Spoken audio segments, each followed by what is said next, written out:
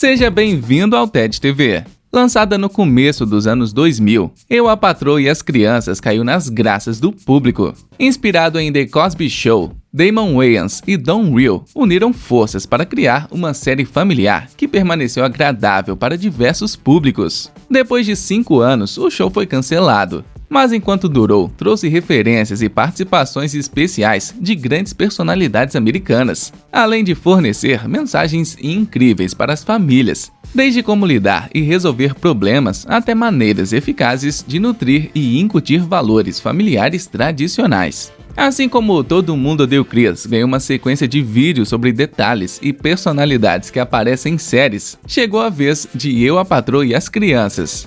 E aí, rapaziada?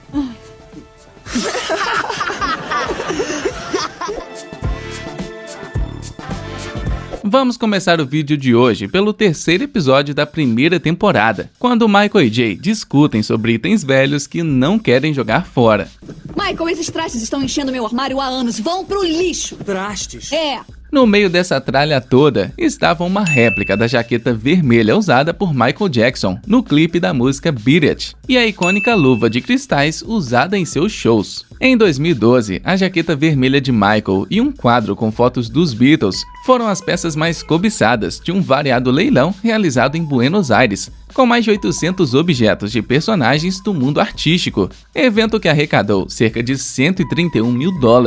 Já a icônica luva de cristais foi vendida por $104 mil em um leilão realizado no Texas, nos Estados Unidos, em 2020. Ainda nesse episódio, vemos referências aos trajes de Jennifer Beals no filme Flashdance em Ritmo de Embalo, de 1983. A icônica calça de McKemmer na época de seu maior sucesso, You Can't Touch This. E uma vestimenta com a estampa Dashki, um design africano que ganhou popularidade na América durante o movimento dos direitos civis e o movimento Black Power na década de 60. Esse puro. E sabem quem é o guitarrista mais puro da história da guitarra?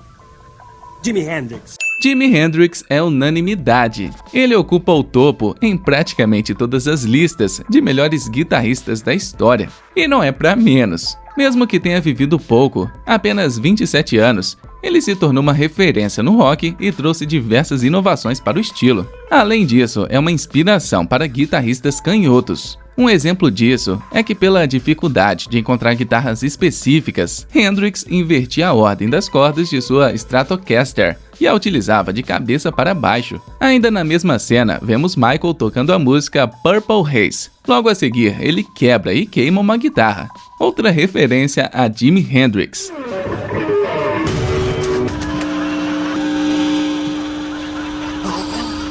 Foi em 31 de março de 1967, no palco do Finsbury Park Astoria de Londres, que Jimi botou sua Fender Stratocaster em chamas diante de uma incrédula plateia na casa de shows da capital inglesa. Ao som de Fire, a história foi feita. Na ocasião, Hendrix teve que ser levado às pressas para um hospital, devido às queimaduras de 2º grau que sofreu nas mãos. No dia seguinte, os tabloides ingleses se esbaldaram. Teve um que até chamou o guitarrista de Black Elvis. A performance pirotécnica que ganharia destaque, de fato, aconteceria alguns meses depois, no lendário Monterey Pop Festival.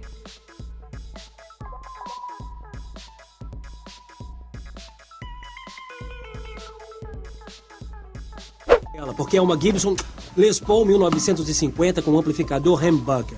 A Gibson Les Paul é praticamente sinônimo de rock and roll, tornando-se um símbolo para inúmeros heróis da guitarra, incluindo Jimmy Page do Led Zeppelin, Joe Perry do Aerosmith e Slash do Guns N' Roses. É um instrumento tão versátil quanto icônico.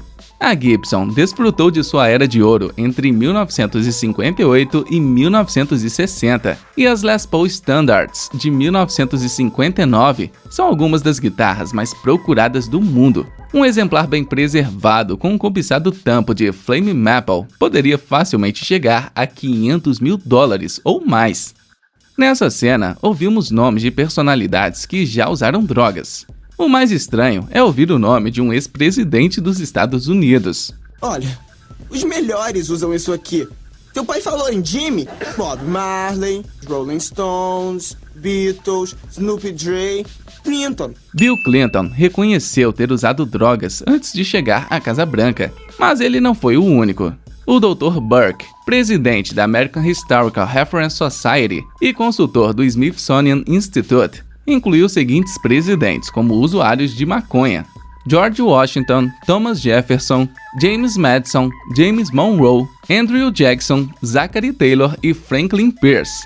Mas também temos confissões de presidentes mais recentes, como George W. Bush e Barack Obama, que seria o companheiro de baseado de Arnold Schwarzenegger. Como eu havia dito no começo desse vídeo, Damon Wayans e Don Real se inspiraram em The Cosby Show para criar Eu, a Patroa e as Crianças. Era você? É por isso que precisamos de uma segunda linha. Não, é por isso que... Papai, isso não aconteceria se eu tivesse telefone no meu quarto. Se tivesse telefone no seu quarto, nunca veríamos você. Cá entre nós, essa série é hilária e fantástica. A produção, protagonizada pelo comediante Bill Cosby, ao longo de 8 temporadas, foi um dos programas de maior audiência do mundo na década de 1980. Infelizmente, os canais de TV dos Estados Unidos que exibiam reprises da série tiraram os programas do ar após o Cosby ser condenado pela justiça por abuso sexual. Mais de 60 mulheres fizeram acusações de assédio e abuso contra Cosby entre os anos de 1960 e 2000. Em 2018, o comediante foi condenado a uma pena de 3 a 10 anos de prisão, mas foi libertado em 2021, após a Suprema Corte da Pensilvânia anular a condenação. Em depoimento, Cosby negou que seja um predador sexual que agrediu mulheres. Ele se apresentou como um playboy arrogante, sem remorso e que aproveita a fama. A Claire fez uma pergunta para Michael sobre Mondstadt 7. Outro dia ela me perguntou sobre o tal de Mondstadt 7. Eu pensei que fosse um conjunto como o Take 6. Mondstadt 7 é um medicamento usado para tratar infecções fúngicas vaginais. Já Take 6 é um sexteto americano de música gospel a capela, formado em 1980. Seu álbum de estreia homônimo, lançado em 1988, ganhou 2 prêmios Grammy e resultou em 10 aparições no Billboard Contemporary Jazz e Contemporary Christian Charts. O estilo do grupo integra influências de R&B e jazz em suas canções devocionais, com um som rico em harmonia.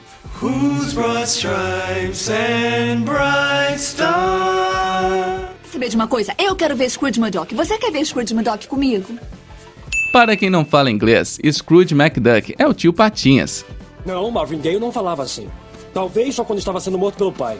Pois é, o fim de Marvin Gaye foi trágico. No auge de sua carreira musical, o cantor foi morto pelo próprio pai após apartar uma briga entre ele e sua mãe.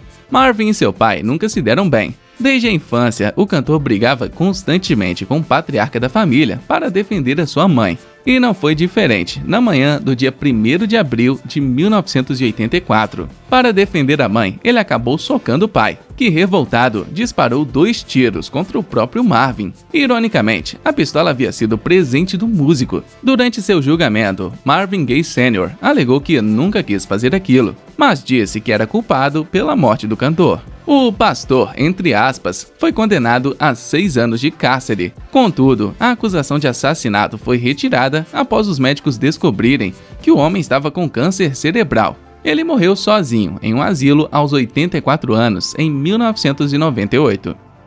Durante toda a série, vemos menções de Michael Kyle a grandes personalidades do esporte. No episódio 4 da primeira temporada, vemos Michael com um clássico uniforme de basquete dos anos 70. Tiramos essa conclusão não só pelo comprimento do calção, mas também pelos óculos esportivos que se tornaram a marca registrada de Kareem Abdul-Jabbar. Em sua carreira, o atleta sofreu com lesões na córnea e decidiu usar o acessório até o restante de sua carreira, em 1989.